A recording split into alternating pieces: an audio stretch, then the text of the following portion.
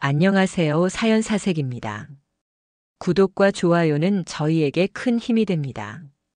이제 사연 시작합니다. 내 이름은 김정은입니다. 올해 53, 잠실 장미상가에서 반찬 가게를 운영하고 있습니다. 이 가게요, 벌써 18년이 넘었어요. 처음엔 조그만 테이블 하나에 김치 몇 가지 놓고 시작했습니다.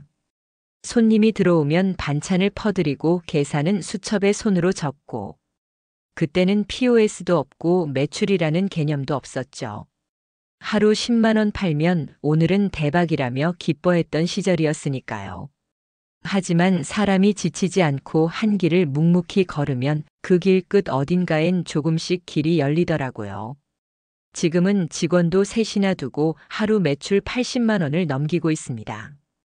요즘엔 인터넷 보고 찾아오는 손님들도 많아요. 잠실 장미상가 반찬집 치면 제가 제일 위에 나오거든요. 그래서 가끔은 나도 참 여기까지 왔구나 싶습니다. 사람들이 묻습니다. 정은 씨, 어떻게 혼자 이만큼 해냈어요? 근데 저는 혼자가 아니었어요. 옆에 남편이 있었죠. 물론 같이 일하고 도와줬다는 뜻은 아닙니다. 그 사람 덕에 더 일을 악물고 살아야 했다는 게 맞는 말이겠죠. 제 남편은 원래 평범한 회사원이었습니다. 성격도 조용하고 일도 묵묵히 하는 스타일이었죠. 딱히 야망도 없고 그렇다고 크게 불평하는 성격도 아니고요. 그런데 어느 날 친구 따라 무역업을 하겠다고 하더라고요. 강남에서 친구가 수입 대행으로 돈을 잘 번다는 얘기를 듣고선 사표를 툭 내고 나왔습니다. 내가 너 고생 안 시킬게. 이번엔 진짜 자신 있어. 그 말을 믿었던 제가 바보였죠. 퇴직금 몽땅 날리고 제 명의로 대출받아서 시작한 사업은 1년도 안 돼서 빚만 남기고 접었습니다. 그때부터 제 인생이 완전히 바뀌었어요. 집 팔고 이사 다니며 빚 갚고 아이 둘을 먹이고 입히느라 새벽에 우유 돌리고 아침엔 유치원 조리사하고 밤에는 대리운전까지 했습니다. 하루에 3시간 자고 일한 적도 있어요. 그렇게 살면서도 아이들만은 굶기지 않겠다고 마음먹었죠. 그 무렵 장미상가에 자리가 하나 났다는 소식을 들었습니다. 당시엔 점포가 아니라 그저 빈 공간이었어요. 보증금도 부담됐지만 내 발로 번 돈으로 장사 한번 해보자는 오기로 들어갔죠. 그게 이 반찬 가게의 시작입니다. 그렇게 쉴 틈 없이 일하다 보니 가게는 점점 자리 잡았고 손님도 하나둘 늘었습니다. 지금은 한 달에 1,000만 원 넘게 법니다. 조금씩 돈을 모아 지금은 상가 건물도 제 이름으로 샀어요. 물론 대출을 끼고 시작했지만 그게 어디예요. 제 명의로 된 단독 건물이 있다는 게 얼마나 큰 힘이 되는지 몰라요. 직원들도 저를 믿고 따릅니다. 동네 아주머니들도 정은이 반찬이 제일 맛있다며 늘 반찬값 아깝지 않다고 하시고요. 그리고 그 옆에서 제 남편은 매일 셔터를 올리고 내립니다.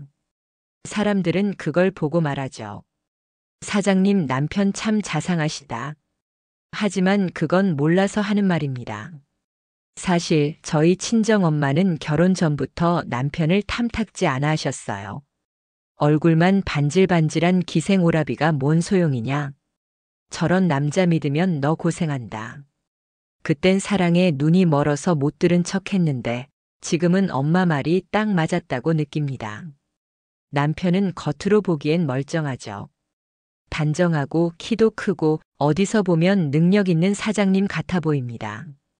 하지만 집안일, 가게일, 아이들 교육.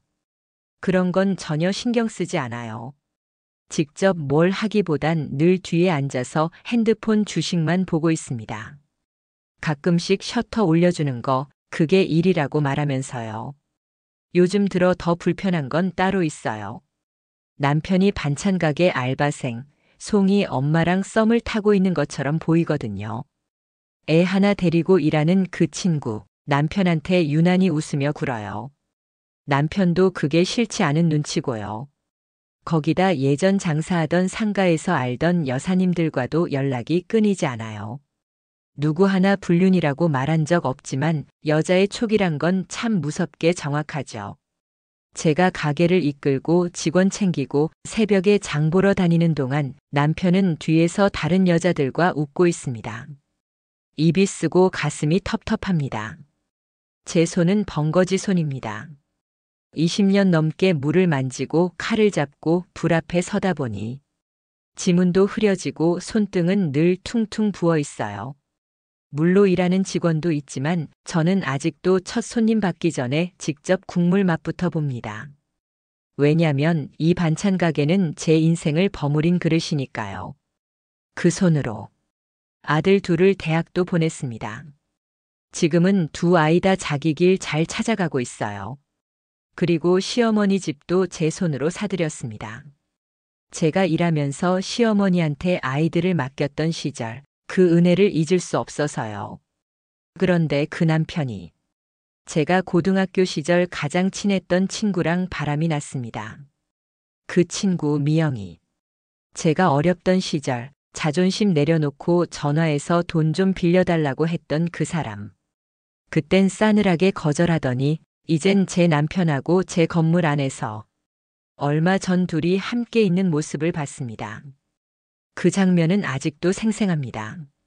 미영이를 다시 만난 건 정말 우연이었습니다. 언젠가 단골 손님 한 분이 그러시더군요. 사장님, 요즘은 골프 안 하면 대화가 안 돼요. 이제 사람도 뒀으니 스크린 골프 한 번쯤은 해보셔야죠. 처음엔 웃어넘기려 했어요. 내가 반찬을 치지 골프를 치나? 그랬더니 손님이 한마디 더 보태셨어요. 그래도 사장님은 인생 이막 멋지게 시작하신 분이잖아요. 놀 줄도 알아야지요. 그 말에 괜히 마음이 우쭐했습니다. 가게도 자리 잡았고 직원들도 잘 따라주고 예전처럼 하루 18시간씩 일하지 않아도 되는데 어느샌가 저는 쉰다는 것조차 미안해하는 사람이 되어 있었더군요. 그래서 하루는 쉬기로 했습니다. 딱 하루만 나를 위해 써보자는 마음으로 스크린 골프장 문을 열고 들어갔습니다. 그런데 거기서 20년 만에 고등학교 친구 미영이를 만났습니다. 야, 김정은 아니야. 나 미영이야. 너 기억 안 나? 순간 시간의 흐름이 멈추는 줄 알았습니다. 목소리는 여전했어요.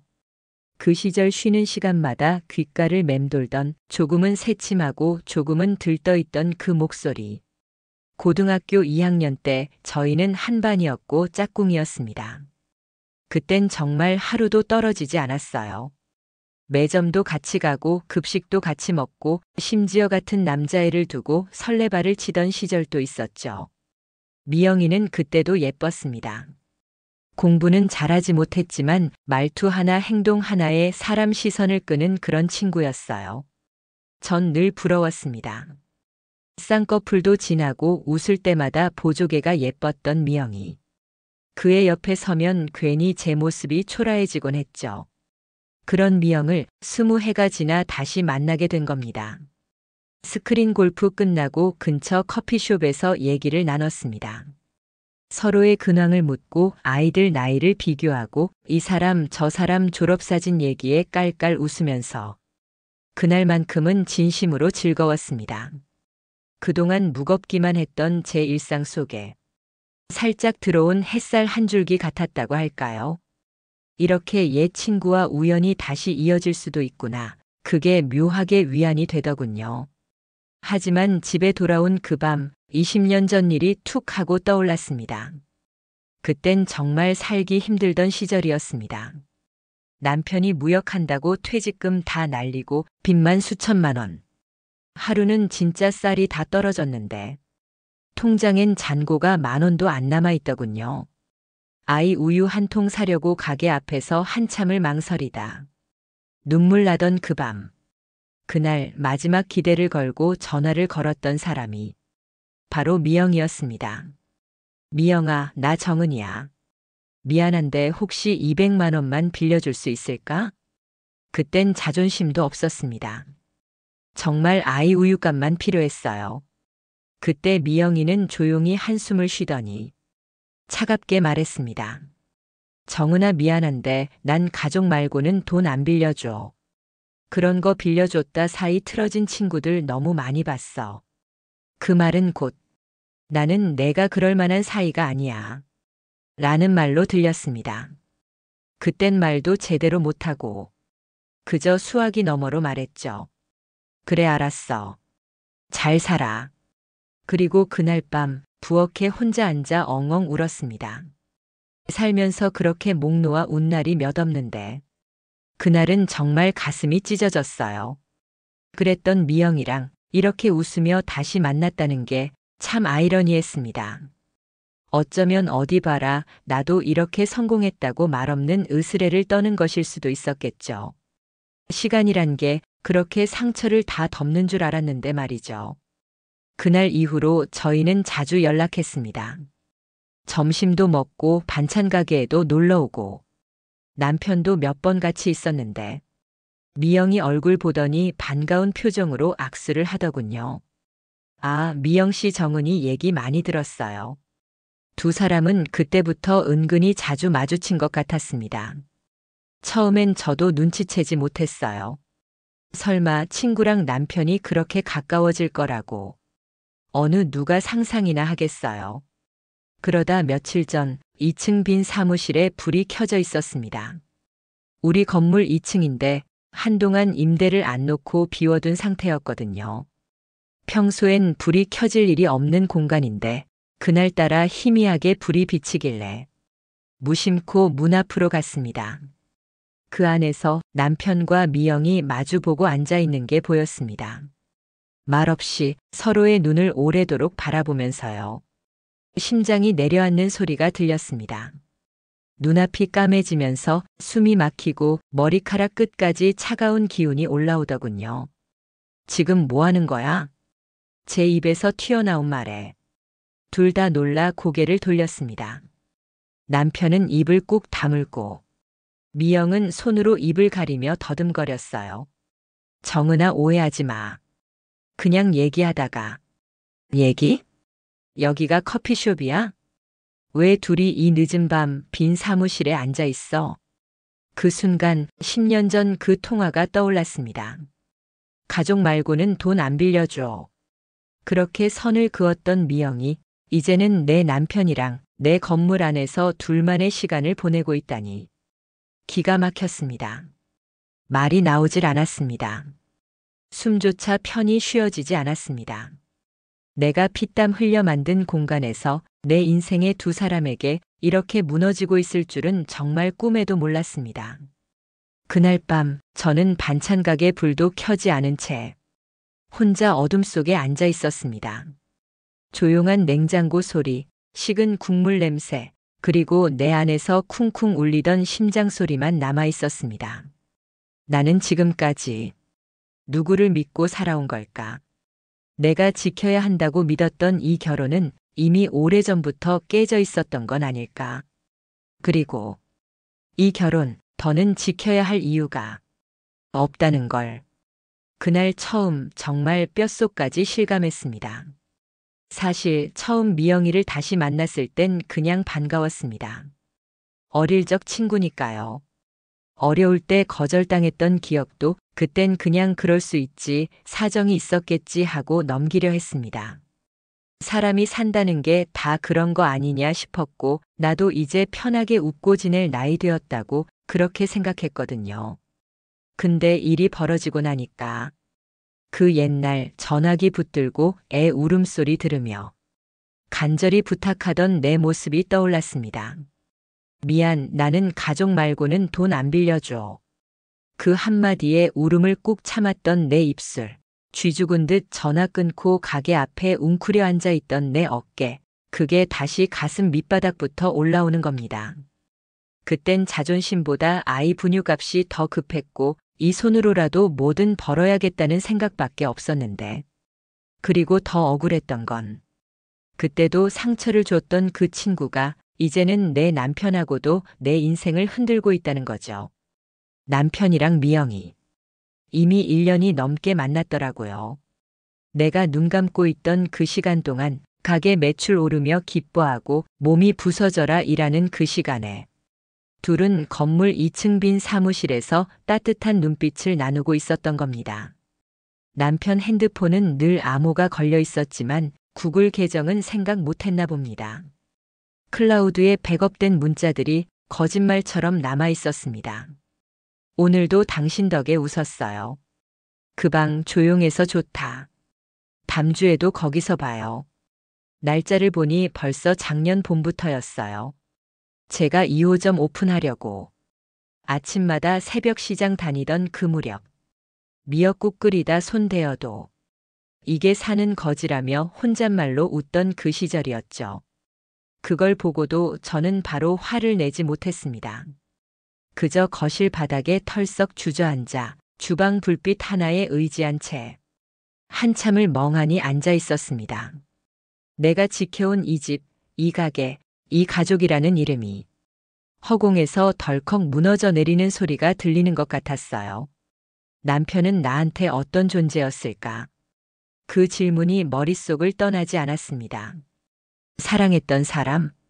내가 믿고 기대던 사람? 아니면 그냥 내가 짊어진 짐? 이제 와서야 선명히 보입니다.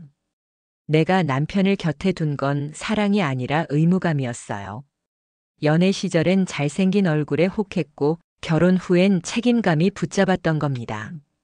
그 사람은 시간 지나도 변하지 않았고 그저 제 곁에서 남편이란 이름표만 달고 있던 거였죠. 밖에서 보기엔 다들 말합니다. 남편 참 자상해 보이던데. 그래도 일같이 하시니까 든든하시겠어요. 하지만 그건 다 껍데기뿐입니다. 남편은 셔터를 올려줄 뿐 장부를 본 적도 주방에 들어온 적도 없습니다. 점심시간엔 의자에 앉아 핸드폰 보고 있고 가게 일은 전부 제 몫이었죠. 그 모습이 너무 익숙해져서 저도 무감각해지고 있었던 겁니다. 그리고 그 사람이 지금은 내 친구 손을 잡고 웃고 있다는 게 내 안에 쌓아둔 자존심을 한꺼번에 무너뜨렸습니다. 그동안 남편이 저질러 놓은 일들, 그 뒷수습하느라 우유 돌리고 쌀포대 들고 다니며 살았어요. 애들 학원비 밀리지 않게 하려고 밤늦게 대리운전 나갔다가 골목길에서 놀란 적도 많았습니다. 그렇게 살면서도 그래도 남편 체면 세워주겠다고 가게 옆에 조그만 책상 하나 놓고 여긴 당신 자리야라며 웃던 내가 지금은 참 우습기도 하고 서글프기도 합니다. 그 사람은 내가 사준 차를 타고 내 친구를 만나러 갔던 겁니다. 그 순간 머릿속이 하얘졌습니다. 사랑이란 말이 너무 초라해지고 부부라는 단어가 허울 같았어요.